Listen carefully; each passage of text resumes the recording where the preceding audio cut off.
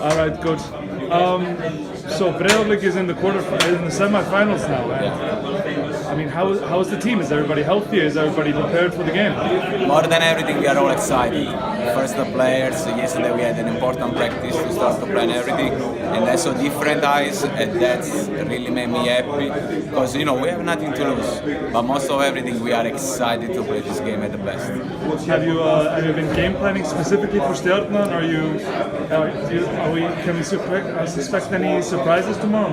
Well, the first thing when we think about Sterna is that they have a long and great roster. So, we planning something special, but of course not just thinking about one player because they are not one player. They have a long roster. They can change anything they want, and they can change their quality all the time. So, not specific stuff. I'm sure you're aware of Njarðvík, the bottom team in the Premier League last year, going all the way to the finals. Yeah. And so, what are you thinking about?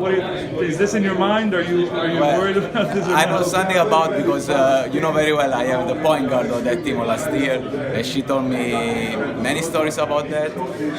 We try. I mean, our dream is to make the same with a different end. But I cross my finger. We play every second of the game without thinking about nothing, just trying to win, to do our best. But we don't have to forget that we need to have also fun because we have the tough season. So this is another chance to have fun and try to do our best. Okay.